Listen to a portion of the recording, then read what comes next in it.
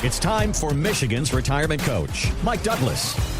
When you retire, the question changes from how do I grow my money to how do I turn it into income that lasts? Listen, today we are breaking down the biggest retirement income engines: dividend stocks, annuities, and bonds. And most importantly, what each does well and where they kind of fail. There is no perfect investment, but what makes the most sense for you? Let's break them down. Number one, dividend stocks. Income and growth. That's how we're always told. What they do, dividend stocks, they pay you a share of company profit. You own shares in the company, they kick off some income, typically quarterly. Some go as fast as monthly, others are more like semi-annual or annual. If I'm building a retirement income plan, I don't want an annual dividend. I want at least quarterly, if not monthly. The good things about dividends, they can actually grow. The stock itself can grow while still kicking out a dividend to you, an income payment. Be aware of this though. If it pays a good dividend, it's probably not going to grow that much. It can come with some volatility, but oftentimes a good dividend portfolio, number one, it gives you income and growth. Number two, it will outpace inflation. It is not difficult to get a dividend portfolio that will pay you 4, 5, 6%, even when inflation is running 2, 3, or 4%. There's a lot of flexibility and liquidity inside of these. If you need money out, you just sell the stocks, you sell the positions, and you get your money back. However, when you sell that position, you don't get the paychecks anymore. So what are the weaknesses of it? Well, number one, they're not guaranteed. Dividends can be cut at any time. We've seen this with companies that as they grow through phases, they'll say, we've paid out a dividend, but now we want to grow the stock price. Well, if they want to grow the stock price, they have to quit paying the dividends a lot of times. So they'll kill the dividend, they grow the price to a new position where they can raise more capital and do what they need to do.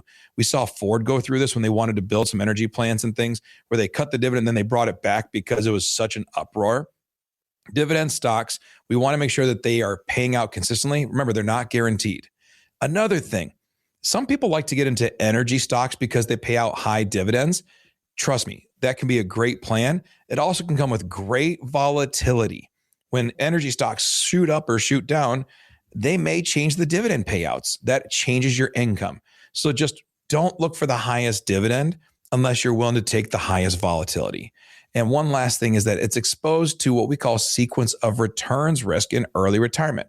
What happens if I retire and the market's at a high and then the market tanks for 3 years like it did for people during the dot-com burst? When the bubble burst there, it dropped for 3 straight years. What happens if my money keeps dropping and I'm taking the dividends out? Well, now my values are lower. And a lot of times if they're paying you 4% dividend on a position that lost a lot of money, well, after a couple of years, they start cutting the dividend rates. So there is some risk there. Who are dividends best for?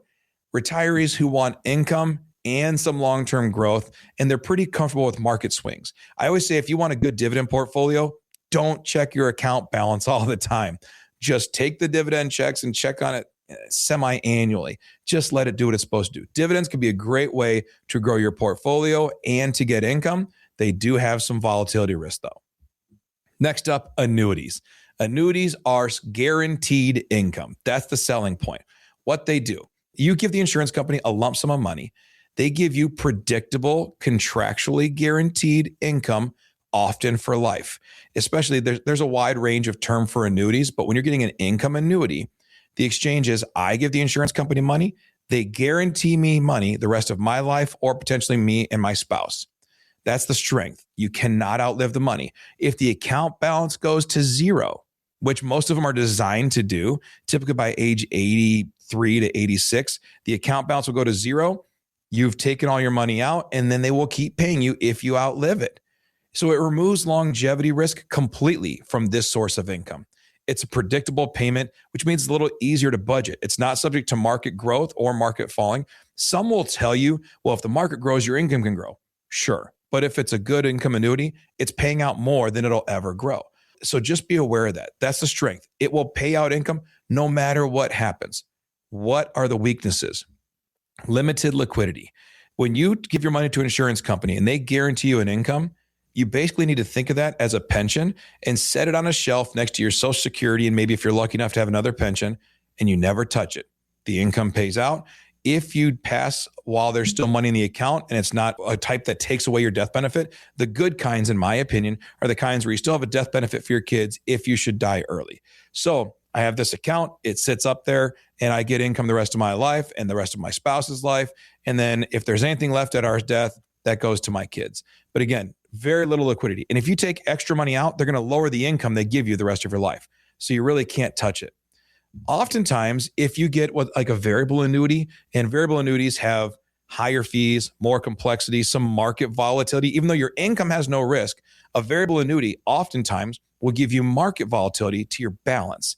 You put $500,000 in, and they say, all right, on $500,000, we're going to give you, X amount the rest of your life. We'll give you $15,000 a year the rest of your life, and over the course of how many years you get it back, or 20,000, whatever the number is. The death benefit, that account balance, can go up and down with the stock market. So if the market crashes 50%, your income stays the same, but then you pass, well, then your kids get way less than they would in like an indexed annuity. But the growth opportunity is greater in those. So they're complex. There's a lot of moving pieces to them, and the fees can be higher. I've seen variable annuities with fees as high as 4 to 5%. So you better make a lot of money in those to make up for the fees. On the other hand, if you get one of the ones more like an indexed annuity, the income's guaranteed, you can't lose money, but there'll be little or no growth inside the account because they're paying out income way more than they're earning in the market. So there's no perfect exchange there. Just be aware that when an annuity pays income, it pays you guaranteed lifetime income. And then if you get a higher fee and more flexibility, then it's going to cost you some fees. If you have a lower fee, lower risk, lower return. So that's the exchange. Who is this best for? Retirees who prioritize certainty over flexibility. They don't need the liquidity that they could get out of a dividend. What they want is they want to cover their essential expenses, their living expenses, with a contractually guaranteed income that can never change. That's who it's best for. Third, bonds. Stability and predictable cash flow. That's what they're known for. What bonds do? You loan money to somebody, you receive a fixed interest payment back. And then at maturity, when the bond comes up, you get your money back. You put $100,000 in, they use it for what they want to use it for. They give you a payment back. And then at the end of the term, you see this a lot in like school district municipal bonds or different ones. You get a district that says, hey, we'll give a 5% payment on a bond. You give them $100,000. They are going to give you 5% per year.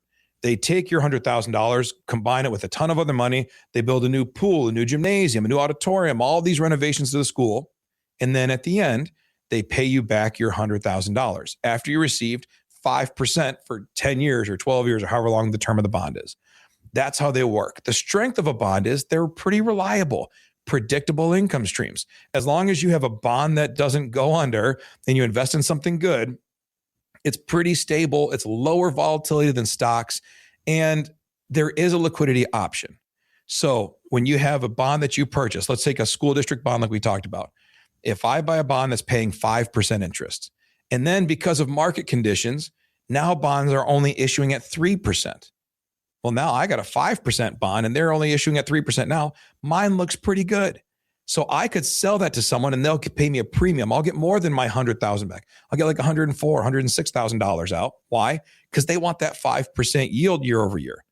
On the other hand, if interest rates go up and now people can get 7 or 8% for a bond and I'm sitting here at 5%, nobody wants that. So if I try to get out and sell it, now they're going to come back and say, I'm not giving you $100,000 for that.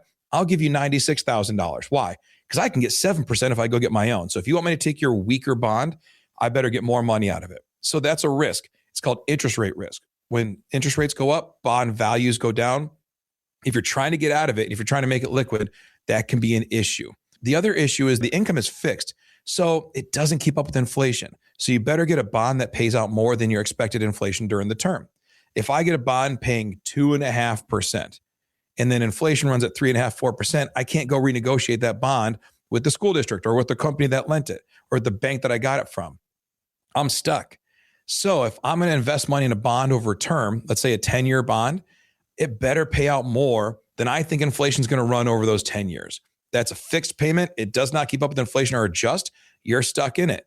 Typically, bonds are way lower long-term returns. You're not going to see a lot of growth in the fund outside of the bond return. And the income stops when the bond matures, which means I'm a little bit subject to the interest rate risks when it matures. So if I'm 60 years old and I retire and I get a 10-year bond and it's paying me 5%, that's great news. 5% paid out year over year. Again, it's a little lower than what annuities and dividends will typically pay you, but there's stability. That's great. And for 10 years, it pays me that bond rate. Well, at the end of 10 years, what if they're only paying out 3% when I get my 100,000 back or my 500,000 back? Well, now I don't get the same income I got back when I started, but yet inflation has increased my expenses. So I'm subject to a repurchasing risk.